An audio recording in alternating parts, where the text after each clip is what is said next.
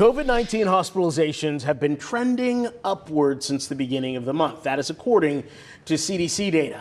Based on the data, it's the first increase seen this year, but hospitalizations are still at one of the lowest points since the beginning of the pandemic. Sydney Shadrick spoke to an upstate doctor about the trends and joins us now in the studio with more on this. Sydney? So Carol and Nigel, in addition to that uptick in hospitalizations, as we know, there's also been an announcement of a new variant. There's also been talks of a new booster. And after years of different guidance and different mandates, people may be wondering, what do I need to know now? Well, Dr. Nancy Patel, a pulmonologist in Lawrence County, says the country is currently seeing an uptick in cases and hospitalizations, but South Carolina does remain at low risk. She says most of the new cases that are being seen in the country are being seen in larger cities. She says they're also likely because of the new EG.5 variant, which she says is a subvariant of the Omicron variant. Dr. Patel says this variant does seem to be slightly more transmissible, but that there is still more data that needs to be collected about the severity of it.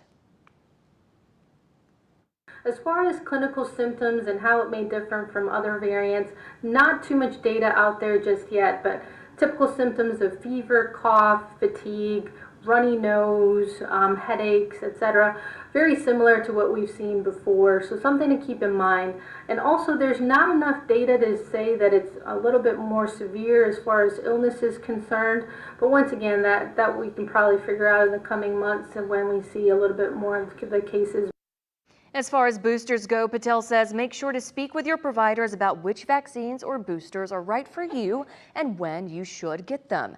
There is a new updated COVID booster expected to be available by the end of September. I believe that the booster that's scheduled to come out in the fall may necessarily not encompass the new variant, which is the EG.5.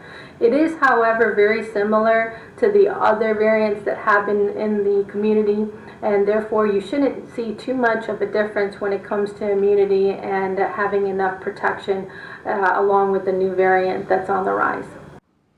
Patel says keep in mind, even though South Carolina does remain at low COVID-19 risk, kids are going back to school and we will soon be entering the fall season. She says if you do feel sick, get tested for COVID early so you can be treated if you need to be.